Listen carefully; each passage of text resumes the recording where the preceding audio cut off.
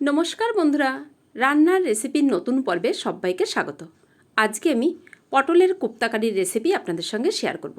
খুব সহজ রেসিপি, খুব অল্প সময়ে তৈরি করে নেওয়া যাবে, সম্পূর্ণ নিরামিষভাবে। চলুন তাহলে দেখে নেওয়া যাক। প্রথমে আমি পটলগুলোকে এইভাবে আঁশটাকে ছাড়িয়ে নিয়ে, খোসা ছাড়াচ্ছি না কিন্তু, এইভাবে একটু চেঁচে নিয়ে দুই মুখ কেটে রাখছি। সবগুলোই কিন্তু এইভাবে কেটে নেব, খোসাটাকে একটু আঁচড়িয়ে নিয়ে। পটল খেতে ভালো না লাগলে বা একঘেয়েমি হয়ে গেলে বা যারা পটল খেতে পছন্দ করেন না, তারাও কিন্তু এইভাবে এই রেসিপিটা একবার ট্রাই করতে পারেন। আমি নিরামিষভাবে তৈরি করছি, আপনারা চাইলে এখানে পেঁয়াজ রসুন দিয়েও এই রান্নাটা করতে পারেন। আর আমার মনে হয় এই রেসিপিটা নিরামিষভাবে তৈরি করলেই খেতে বেশি ভালো হয়। এই কাজটা আপনারা বটি দিয়েও করে নিতে পারেন, আপনাদের যেভাবে সুবিধা হবে। সমস্ত পটলগুলোকেই কিন্তু আমি চেঁচে নিয়ে মুখটাকে কেটে জল দিয়ে ভালো করে ধুয়ে নিলাম। এবার একটা গ্রেটার নিয়ে গ্রেটার দিয়ে গ্রেট করে নেব পটলগুলোকে। সমস্ত পটলগুলোই গ্রেট করে নেব, একটু সময় লাগবে, একটু সময় নিয়েই গ্রেট করে নেব। আরে হ্যাঁ, যখন এইভাবে গ্রেট করবেন একটু সাবধানেই গ্রেট করবেন। আমার যে নতুন বন্ধুরা আছেন তাদের জন্য কিন্তু কথাটা বলা। যারা পাক্কা গৃহিণী তারা কিন্তু সবাই জানেন একটু সময় নিয়ে এইভাবে চেপে ধরে গ্রেটটা করতে হবে, তা না হলে হাতে লেগে যেতে পারে। এবার অল্প পরিমাণে লবণ দিয়ে ভালো করে এই গ্রেট করা পটলটাকে মেখে সাইডে রেখে দিলাম।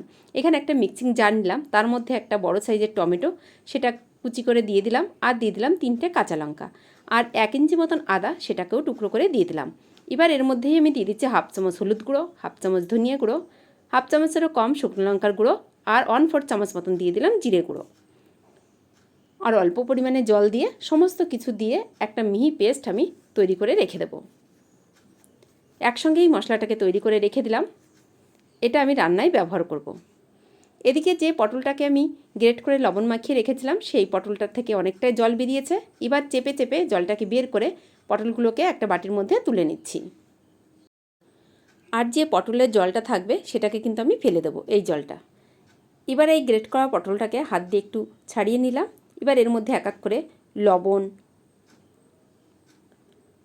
অল্প পরিমাণেই দিয়েছি, যেহেতু আগে একবার লবণ দিয়ে আমি মেখে রেখেছিলাম। আর দিয়ে দিলাম 2টো কাঁচা লঙ্কা কুচি, আর দিয়ে দিলাম কিছু কিশমিশ কুচি, আর অল্প পরিমাণে কাজু বাদাম কুচি। এবার এর মধ্যে দিয়ে দেবো গুঁড়ো মশলাগুলো। 1/4 চামচ মতন দিয়ে দিলাম জিরে গুঁড়ো, তার থেকে একটু বেশি দিয়ে দিলাম লঙ্কার গুঁড়ো, হলুদ গুঁড়ো, আর দিয়ে দিলাম ধনিয়া গুঁড়ো, আর হাফ চামচ মতন দিয়ে দিলাম চিনি। এবার দিয়ে দিচ্ছি ভরা ভরা 2 চামচ নারকেল কোড়া, আর দিয়ে দেবো 2 চামচ মতন ময়দা। আপনাদের কাছে যদি ময়দা না থাকে আটাও ব্যবহার করতে পারেন, তাছাড়া আপনারা বেসনও ব্যবহার করতে পারেন। আমি ময়দা দিয়েই এই মিশ্রণটাকে মাখছি, তাই বলে যে আপনাদেরও ময়দা দিয়ে মাখতে হবে এমন কোনো কথা নেই। আপনারা এখানে চালের গুঁড়ো, বেসন, আটা যা পারবেন, হাতের কাছে যা থাকবে তাই দিয়েই কিন্তু মেখে নিতে পারবেন। মিশ্রণটা আমার মেখে নেওয়া হয়ে গেছে। এবার মিশ্রণটাকে আমি হাত দিয়েই লেচি মতন কেটে গোল গোল বলের আকারে তৈরি করে নেব। যেরকম কোপ্তা হয়, আপনারা যেরকম সাইজ পছন্দ করেন সেরকম সাইজ। আমি যে বাটিটায় নারকেল কোড়া রেখেছিলাম সেই বাটির মধ্যেই গোল গোল করে রেখে দিচ্ছি। এখানে চাইলে আপনারা এই গোল বলটাকে চ্যাপটা করেও ভেজে নিতে পারেন। এদিকে একটা কড়াই বসিয়ে দিলাম, তার মধ্যে দিয়ে দিলাম সর্ষের তেল। আমি রান্নাটা যেহেতু সর্ষের তেলেই করব, তাই আমি সর্ষের তেলেই কোপ্তাগুলোকে ভেজে নিচ্ছি। এক এক করে সমস্ত কোপ্তাগুলোই ভেজে নেব। প্রথমে আমি 4-5টা কোপ্তা দিয়ে একটু নাড়াচাড়া করে এই কোপ্তাগুলোকে একটু শক্ত করে সাইডে চেপে দিয়ে বাকি তেলে কিন্তু বাকি কোপ্তাগুলোকেও দিয়ে দিচ্ছি, যাতে করে একটা ব্যাচেই সমস্ত কোপ্তাগুলো ভেজে নিতে পারি। এবার উল্টে পাল্টে একদম লো ফ্লেমে লাল লাল করে ভেজে নেব। খুব হাই ফ্লেমে কিন্তু ভাজা যাবে না, তাহলে কিন্তু উপর সাইড রং ধরে যাবে আর ভেতরে কিন্তু কোপ্তাগুলো ভাজা হবে না। এটা খুব সহজ রান্না, যে কেউ যে কোনো টাইমেই কিন্তু রান্না করে নিতে পারবেন। শুধু একটা জিনিস খেয়াল রাখতে হবে, কোপ্তার মিশ্রণটা যখন মাখবেন সেটা যেন বেশি পাতলা না হয়ে যায় বা কোপ্তার শেপ দেওয়ার সময় যাতে ভেঙে না যায়, সেটা খেয়াল রাখলেই হবে। এবার কোপ্তাগুলোকে ভেজে তুলে নিয়ে ওই তেলে জিরে ফোড়ন দিয়ে যে মিশ্রণটা আমি তৈরি করে রেখেছিলাম মশলার, সেই মিশ্রণটাকে ঢেলে দিলাম। আগেই আমি দেখিয়েছি মিক্সিং জারের মধ্যে আমি আদা, কাঁচা লঙ্কা, টমেটো, হলুদ গুঁড়ো, জিরে গুঁড়ো, ধনিয়া গুঁড়ো, শুকনো লঙ্কার গুঁড়ো সব কিছু দিয়ে একটা মিশ্রণ তৈরি করে রেখেছিলাম। সেই মিশ্রণটাকে দিয়ে কিছুক্ষণ নাড়াচাড়া করে নিলাম। তারপর এক এক করে এর মধ্যে দিয়ে দিলাম স্বাদ মতন লবণ, আর দিয়ে দিলাম অল্প পরিমাণে চিনি, আর কিছুটা দিয়ে দেবো কালারের জন্য কাশ্মীরি রেড চিলি পাউডার।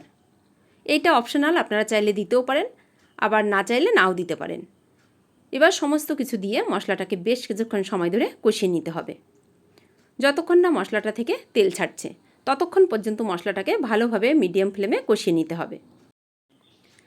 আমার চ্যানেলে যদি নতুন বন্ধু হন অবশ্যই কিন্তু চ্যানেলটিকে সাবস্ক্রাইব করার অনুরোধ রইল আপনাদের সকলের কাছে। আর যদি ফেসবুকে দেখে থাকেন অবশ্যই কিন্তু পেজটাকে ফলো করে দেবেন। মশলাটাকে ভালোভাবে কষিয়ে নিয়ে এর মধ্যে দিয়ে দিলাম অল্প পরিমাণে জল।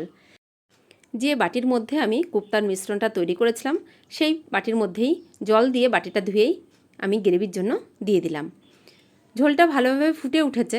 এবার আমি এর মধ্যে দিয়ে দেব অল্প পরিমাণে গরম মশলার গুঁড়ো। গরম মশলার গুঁড়োটাকে দিয়ে ভালো করে ঝোলের সঙ্গে মিশিয়ে নিয়ে এবার আমি এর মধ্যে ভেজে রাখা কোপ্তাগুলোকে দিয়ে দিচ্ছি। কোপ্তাগুলোকে দিয়ে কিছুক্ষণ একটু নাড়াচাড়া করে নেব। তারপর ঢাকনা দিয়ে ঢেকে রেখে দেব মিডিয়াম টু লো ফ্লেমে। ওই ধরেন 4-5 মিনিট ঢাকনা দিয়ে ঢেকে রেখে দেব। তাহলে কিন্তু কোপ্তাগুলো ভালোভাবে সফট হয়ে যাবে। 4-5 মিনিট পর ঢাকনাটাকে আমি খুলে নিলাম। এবার আমি এর মধ্যে আর কিছু তেমন ব্যবহার করছি না। এবার আমি একটু আলতোভাবে নাড়াচাড়া করে নিয়ে ওভেনের ফ্লেমটাকে বন্ধ করে দিয়ে আবারও আমি ঢাকনা দিয়ে ঢেকে রেখে দেব 4-5 মিনিটের জন্য। 4-5 মিনিট পর আমি কোপ্তাগুলোকে আলতোভাবেই নামিয়ে নেব। যেহেতু কোপ্তাগুলো ঝোলের মধ্যে থেকে নরম হয়ে গেছে, খুব বেশি উল্টোপাল্টা নাড়া যাবে না, তাহলে ভেঙে যাওয়ার সম্ভাবনা থাকতে পারে। আলতোভাবে নামিয়ে নিলাম একটা প্লেটের মধ্যে। এটা আপনারা গরম গরম ভাত বা রুটি বা ফ্রায়েড রাইসের সঙ্গে সার্ভ করতে পারেন। আশা করি আপনাদের খুব ভালো লাগবে। আজ তাহলে এই পর্যন্তই। ভিডিওটা প্রথম থেকে শেষ পর্যন্ত দেখার জন্য অনেক অনেক ধন্যবাদ।